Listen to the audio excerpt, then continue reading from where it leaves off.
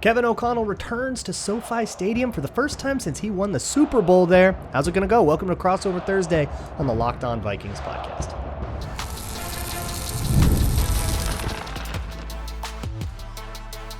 You are Locked On Vikings, your daily Minnesota Vikings podcast, part of the Locked On Podcast Network, your team every day. What is up, Ramley, and what is up, Vikings fans, and welcome to another episode of Locked On Rams and Locked On Vikings, a crossover edition. My name is Doug McCain. You can follow me on X and Instagram at DMac_LA. I'm covering LA sports, the NFL for over a decade, SI, 24/7 Sports, Bleacher Report, Dodgers Nation. Also do radio for Westwood One as their NFL studio host. And, of course, I'm joined by Luke Braun. You can follow him at Luke Braun NFL, the host of Locked On Vikings. And on today's episode, we are previewing the Vikings, Rams, with the Thursday Night Football matchup. And can this Rams team get back on track? Will Cooper Kupp be a factor? We're also going to talk about Matthew Stafford and a trade possibility. We're going to get into all that. But first, this crossover Thursday is presented by PrizePicks. Download the app and use code LOCKEDON to win $50 instantly when you play $5. All right, Luke. So the Vikings, one of the surprise, really good teams this season. The Rams have gone up to a slow start. Last year, they started 3-6. Then somehow, some way, they got to 10 wins. They were a surprise playoff team. They beat the Raiders last week. They're trying to continue that momentum with Cooper Kupp back on Thursday. Your Vikings coming off a tough loss to the Lions, but they've been one of the surprise teams all year. But my question to you is, how surprised are you considering you know the ins and outs of this team? Are you surprised, or is this kind of what you thought was going to happen? No, I mean, there are a lot of Vikings fans that saw this coming, that'll predict that they'll win at least 10 games every single year. No, I thought they were going to be pretty bottom tier this year. I thought this was kind of a transition year. They're eating a bunch of dead cap from old contracts and from kind of the Kirk Cousins thing. They're transitioning out of it, rookie QB, and I thought that this was sort of meant to be a bit of a growing pains year, and it's okay. We're going to kind of take one off. We'll have a Sam Darnold year, and then JJ McCarthy gets hurt, and it felt even worse. And then they just scream out to this 5-0 lead, this 5-0 start. So yeah, I've been. The standard that I set before the year was, man, if they could beat the 49ers, I'll believe. And then they beat the 49ers and they looked a lot better than the 49ers. I was like, okay, well, here we are. I believe now. Yeah, and that's really kind of where it's at right now. I mean, you're rolling. You got Sam Darnold, who's bounced around. He's with the Jets, where he was seeing ghosts, and he was with Carolina. Mm-hmm. People wondering, wait, how is Sam Darnold having so much success? And I think you look at better talent around him, a better coach around him. But even so, there was rumors starting to emerge earlier this week that the Rams were, quote, in serious talks with the Vikings about a potential Matthew Stafford trade. I had a difficult time even addressing these rumors just because it was an unverified source. It was kind of one of those hashtag trust me, bro sources. Mm-hmm. And then today we got some more fruitful information, some substantiated information from Ben Gonsling, who tweeted out checking in on Matthew Stafford to the Vikings rumors. I've been getting lots of questions about. Source said there's zero truth to the idea that the Vikings are trying to trade for him. So we know that the trade rumor was bogus, but is Sam Darnold the guy for this team? Yeah, for this year, yes. I think the plan has always been that 2024 will be the Sam Darnold year. And then, we'll move on after that. We'll go to JJ McCarthy. So it's kind of been Darnold's playing for someone else's money. So, he'll hit free agency, and the better he plays, the bigger contract that'll be. But yeah, Gessling, puts the kibosh on the Stafford thing. Ben Gessling in Minnesota is kind of our lead Vikings guy for the Minneapolis Star-Tribune. It's the leading paper in Minneapolis. So that's a much more trustworthy source than anything you'll find from random fantasy accounts or from Mike Florio, who will run with anything, whether he can confirm it or not. That was all. I mean, it never really passed the smell test anyways, right? I talked about it a lot actually on yesterday's Locked On Vikings, if Rams fans want to listen to that. But Darnold has been a much more mature Sam Darnold. That's what I always say on these crossovers when everybody asks me, whoa, where'd this guy come from?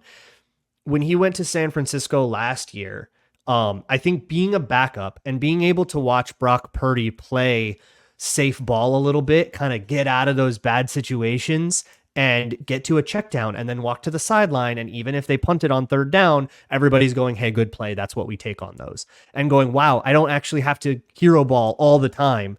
That kind of chilled him out a little bit, and you've seen a little bit more safe play from Darnold. It's not all out of him.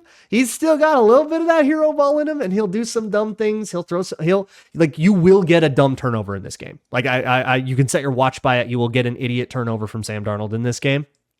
But it's not 5 of them, so it's survivable, and you can still stay in that, So it's chilled out a little bit, and then some of that natural talent that got him drafted 3rd overall starts to take over. He can throw it to any level on the field. You have to cover every blade of grass.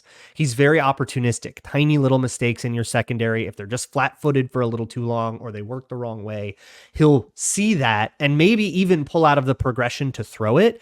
And that has led to some of the most electrifying moments on the Vikings offense.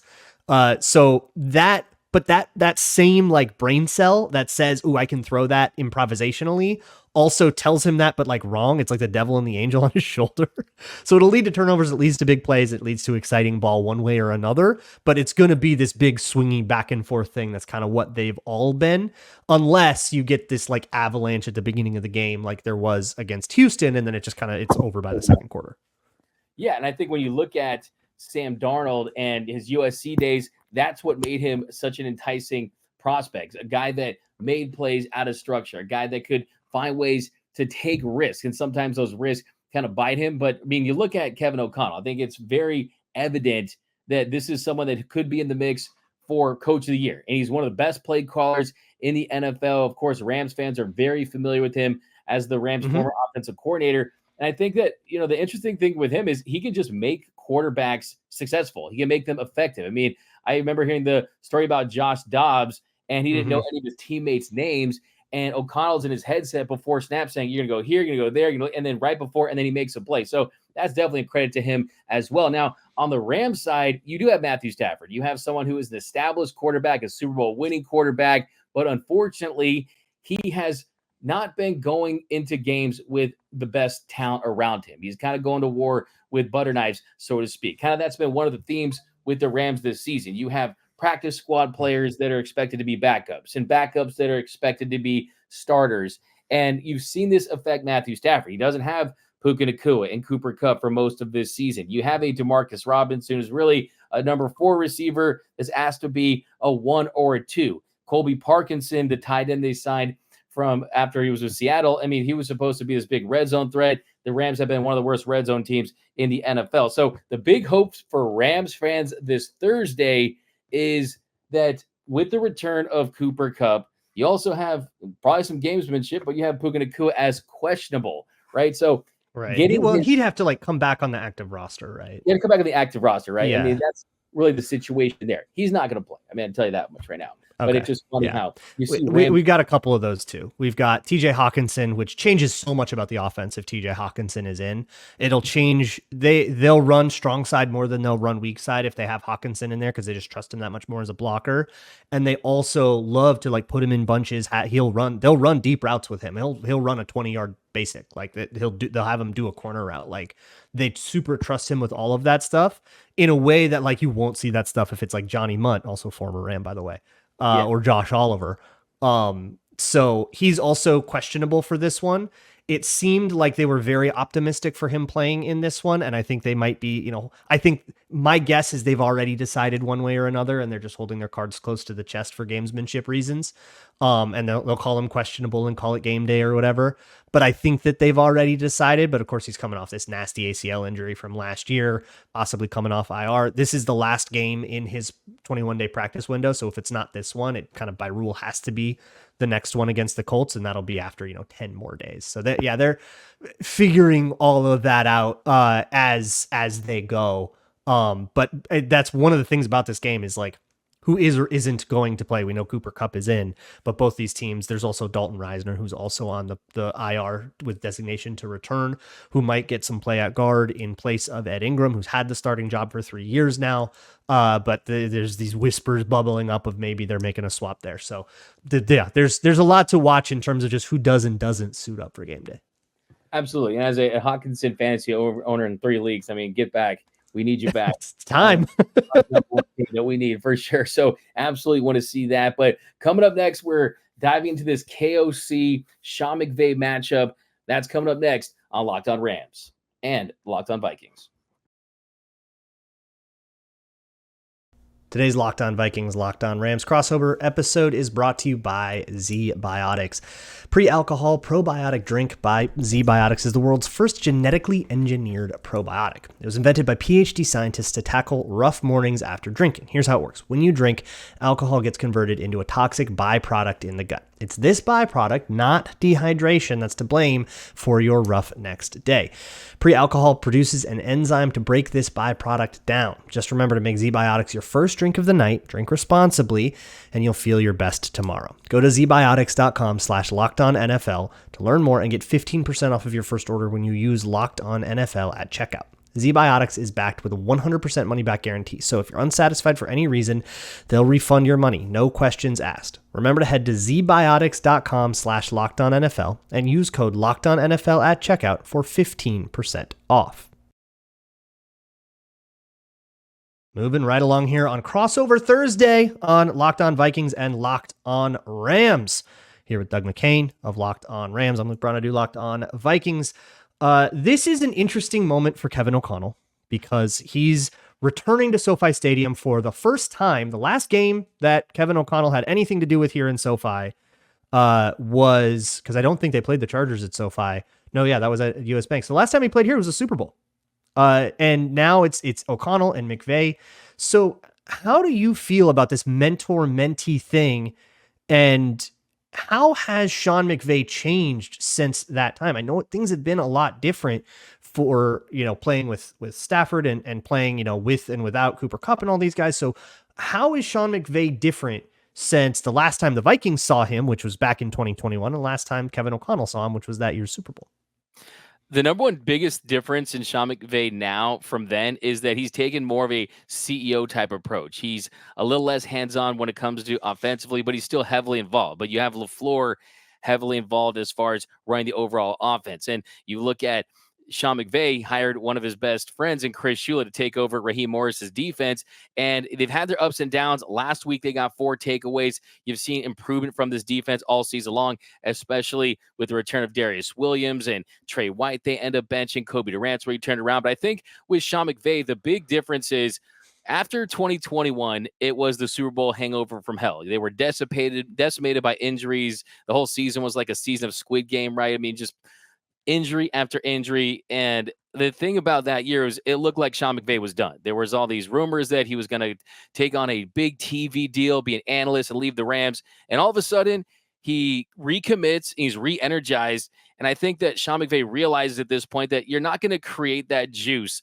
that you get from head coaching outside of head coaching, outside of being in the NFL. And I think he's here for the long term, even if it means a rebuild after this season or even during this season. So I think the big difference between Sean McVay now, as far as just how he runs his ship, is yes, he's still extremely hands-on, but he's also a little more comfortable in delegating at this stage of his career.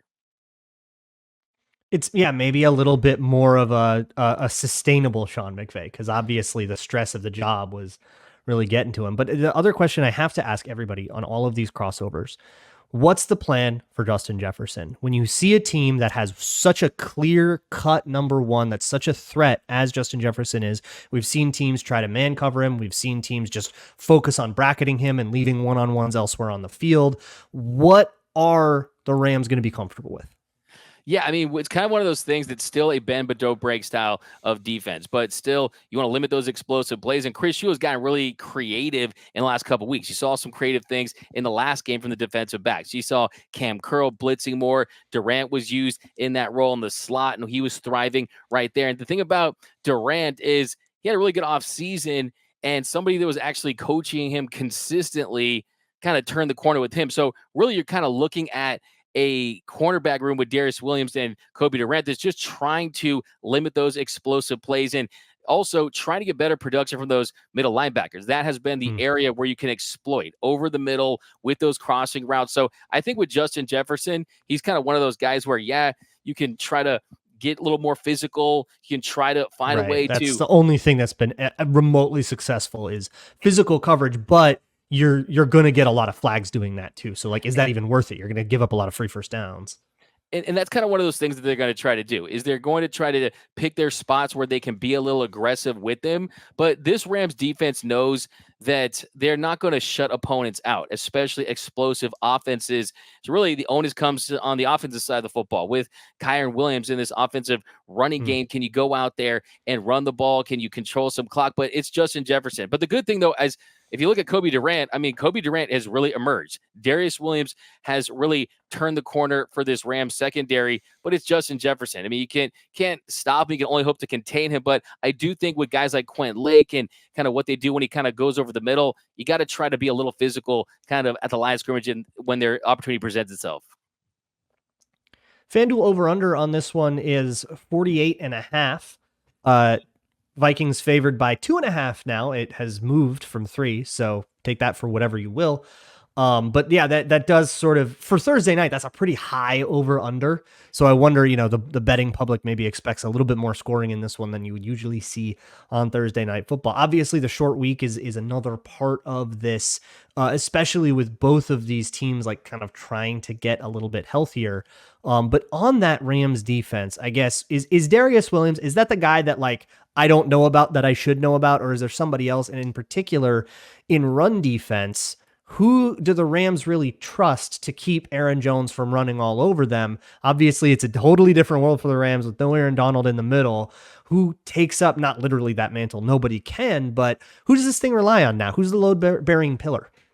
Really, it starts with Kobe Turner. I mean, he up front in this Rams defensive front, they really have brought a lot of pressure this season. And guys like Jared Verse, their number 19 pick out of Florida State, he's already emerged as one of the top 3, top 4, top 5 edge rushers in the sport. But as far as dependable tacklers go, has to be a guy like Quentin Lake. They use him in the star role. He can play box and he can get in that really defensive scheme where you're really going out there making plays from different levels. So really, I think when it comes to Darius Williams, it's just kind of more your boundary corner, trying to keep things in front of him and kind of limit those big plays. But really, it's kind of as far as, look, you don't replace an Aaron Donald, right? I mean, this is Hulk. Right. This is Hulk in football cleats out there, right? You can't replace him, but it has been impressive to see the kind of pressure that they've got. I mean, the problem is with this Rams defense is they're 5th in pressure, but they're 5th lowest when it comes to actually sacks, right? So kind of the big key is, can they finish the job and get in that backfield and try to wreak havoc? And I mean, look, this is going to be a big test. I mean, they've played good teams this season. They played the offenses that you really thought were going to be some of the top offenses in the sport: Detroit and Green Bay, San Francisco, even minus some of their big playmakers. And they have done a decent job keeping the Rams in this one, but it's just about getting to that fourth quarter, those final 5 minutes, just finishing. I mean, 3 of their 4 losses this year have come with less than a touchdown. So really defensively, you saw 4 takeaways. And also Jalen McCullough is another guy who's really emerged. Kobe Durant has emerged. So as far as the confidence with this defense, kind of the big theme for this team is young players kind of taking that next step. And a lot of them have. But the question is, how quickly can you accelerate that to really make them a true strong suit for this team? And then to go from the young to the old, how's Matt Stafford doing? Statistically, the offense hasn't had the output that you would expect from a Sean McVay, Matt Stafford offense and all that. And my understanding is that a lot of that's not his fault. The offensive line is basically a shell of its former self. You got the threes out there a lot of the time. And that, you've had Cooper Kupp hurt, Puka Nacua hurt, so he's working with a lot of backups. But in terms of how Matt Stafford is doing, one of the main questions, especially with that rumor, was would we really rather have Matt Stafford than Sam Darnold? Or is he to a point in his career where maybe that's not true anymore? The thing with Matthew Stafford is you still see the flashes, the big time throws. He can still make all the throws. You see the nice sidearm throws, but really it's about lack of protection, giving him time to really hit guys downfield. And the guys that are trying to hit downfield really aren't those upper echelon receivers that they've had in the past. If you kind of look at his PFF grade, he's 27 out of 28 quarterbacks, at least 139 dropbacks. So, I mean, you look at his overall production, he just had one of his lowest outputs in his career. They were just 154 yards in the last game. He has 3 touchdowns and 3 interceptions. So we haven't seen the Matthew Stafford that was a Pro Bowler, that was a Super Bowl winning quarterback. But the truth of the matter is it's tough to evaluate him just because of the talent that's been around him, and also just the emphasis on the run game to try to make sure that he stays vertical, stays upright, and stays out of harm's way while they kind of get their key cogs back. So as far as could Matthew Stafford help you win a Super Bowl this year? I truly think he could. I still think on his best day, as far as pure arm talent, he's a top 5 to 10 quarterback in the sport.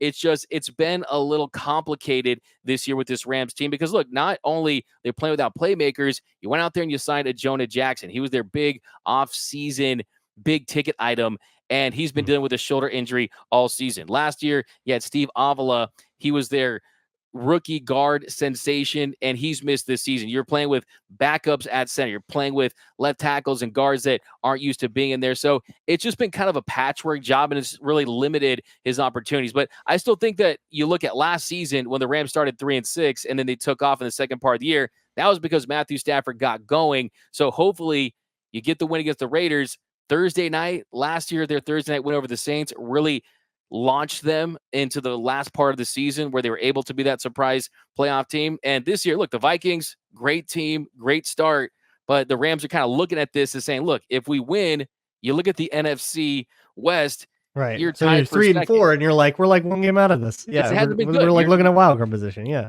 Exactly. So I mean, it's a long season. Yeah, it's a long season, and a 2-4. I mean, a 2-6 start didn't keep them out of the playoffs last year. So who's to say a 2-4 start should? And I think that's absolutely the right attitude to have. But what this game actually boils down to is what we're going to try to dive into next on this Crossover Thursday episode on the Locked On Podcast Network. Now let's talk about FanDuel. NFL fans, you could start the season with a big return on FanDuel. Of course, America's #1 sports book. If you get a hunch in the middle of the game and you think now may be a great time to get in there, you can check out all the latest stats. You can view live play-by-play. And of course, there's so much more on the same page where you're placing your bets. So we're going to get you started. FanDuel with $200 in bonus bets. That's guaranteed when you play your first $5 bet. Let me say it again. $200 in bonus bets guaranteed when you place your first $5 bet. And the Rams this week, a 3-point underdog against the Vikings at SoFi Stadium. And there's much more available over at FanDuel. So go check that out at FanDuel.com.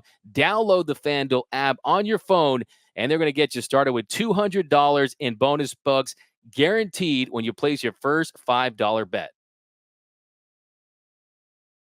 And we are back on another crossover edition of Locked On Rams and Locked On Vikings. I want to send a special shout out to those everyday listeners out there watching and listening to every single episode of Locked On Rams and Locked On Vikings. Cannot thank you enough. And if you haven't yet, join that everyday listeners club.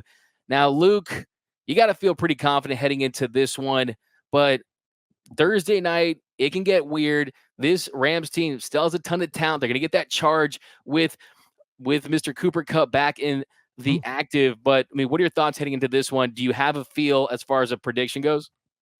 Yeah, so Locked On Vikings fans hear me say this every crossover Thursday. I don't really love doing score predictions. I think most of the time you're picking a number arbitrarily. But I'll work this via the FanDuel odds, right? I think 2.5 points is, in terms of a spread, maybe shorter than Vikings fans anticipated. But you got to remember, you're on the road. Thursday night's an equalizer. They're getting talent back. The Vikings have not been confirmed to be getting their talent back, even though probably that's not going to be reflected in the betting market.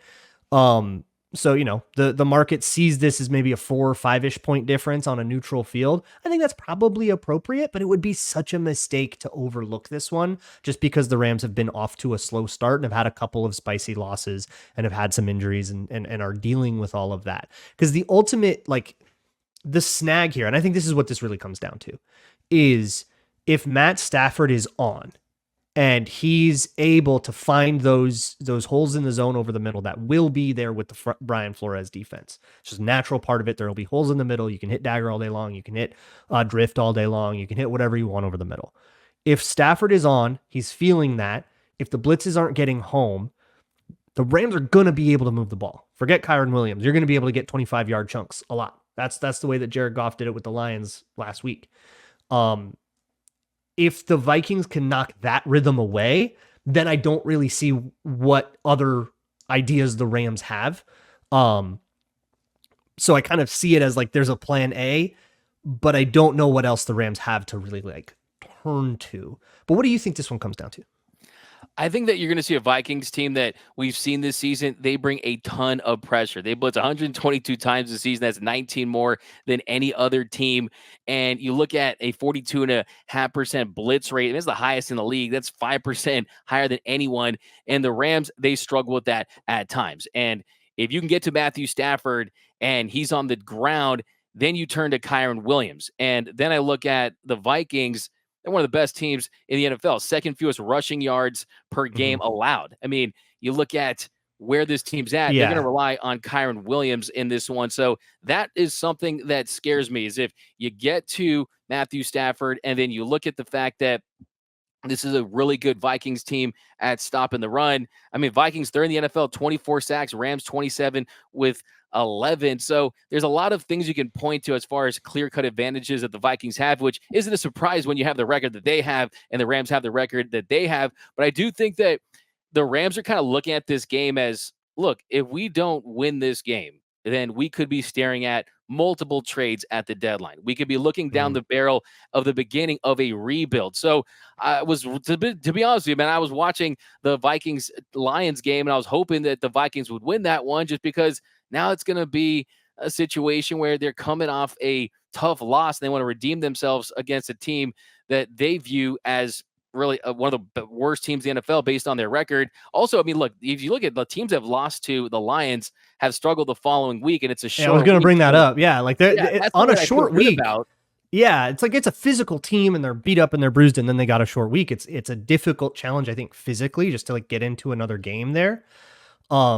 On the rushing defense too, part of the reason they've given up fewer rushing yards is because they've faced fewer rushing plays. They've been ahead in a lot of games, and a lot of teams have been chasing it, so you don't get a lot of running. But even after you adjust for that from like an efficiency, like EPA perspective, yards per rush, that kind of thing, they're still in the top 5. So it's like exacerbated, but not that exacerbated. But I guess like I look at these games and I think of like, what's the path to the win, right? Then for the Vikings, I see a whole bunch of different ones that it could be. I could see, oh, this is a Justin Jefferson 180 yards game. That's a path for the win. Or this is a game where they rack up a ton of sacks on Matt Stafford. That's a path to the win, right? Because they've got Van Ginkel playing great, Jonathan Grenard playing great, and the Rams have had all these offensive line issues. I see like these paths to the win. And for the Rams, I see if Stafford could like solo will them to one, like this could be one of those. I see that path to the win, and I don't know if I see any others, but I don't know. Tell me if I'm wrong. Look, I mean, you're absolutely correct. I mean, this team, they live and die with Matthew Stafford's production at times. And I also think there's some interesting things about this Vikings defense as well. I mean, you look at the fact that they have 11 interceptions this season. That leads the NFL, but they've allowed the third most passing yards, right? So that tells you there's opportunities there to kind of fill it up in through the air. But really the biggest key for this team is, look, they've had bad turnovers in bad spots. I mean, look at the Packers game. Both those turnovers led to touchdowns. If you can play clean football, avoid turnovers, Matthew Stafford, Sean McVay at home at SoFi Stadium, really with the game to almost keep their season alive, you have to feel good about their chances at the very least of staying in this one. And if they stay in this one late, you saw last week, this is a defense that hasn't. Yeah, they mean they created turnovers, right? And that's something that we're not used to in the last year. And they've kind of gotten on this roll, McCullough and Kobe Durant, and their ability to kind of create pressure and create some turnovers. The biggest key, though, is like you just don't want to have this Vikings team explode offensively, because this Rams team isn't built for big explosives to make big comebacks. I mean, you're going to see a lot of long, methodical drives from this team. You're not going to see them take the top off the defense with massive explosive plays. Even when Kyren Williams is rushing well, it's not like he's going to the house, right? You're saying 20, you're getting 5 a pop, and it's responsible, and you're converting 3rd and 4s, that kind of thing. Yeah. So that's the I mean, red zone efficiency too. I mean, it's 24th in the NFL in red zone efficiency, and hopefully you get Cooper Kupp back. I mean, look, we know the back shoulder fade is definitely not a play that a lot of people like, but when it comes to Matthew Stafford and Cooper Kupp executing that play, is definitely a weapon in the red zone. So yeah, I mean, you got to hope that you're getting some TNF juice, right? The equalizers. The Lions hangover thing, the Thursday night equalizer thing. Like the Rams are drawing this game at a good time. I'm interested in that. I like this Lions. That's for some reason that's kind of my number one right now. I like this Lions hangover thing. Just maybe they just come out flat and it's just this uncharacteristic game and what happened to everybody. Because of that stuff, I don't feel as good as I think I would if this game were just like a nooner on Sunday. But I still I don't think that means the Rams should be favored or anything like that. I think the spread is at an appropriate place for going on the road, for all of these equalizers have brought it in. And it's one of these games that it's like, if you feel like you're a Super Bowl contender, Vikings, you should go take this one.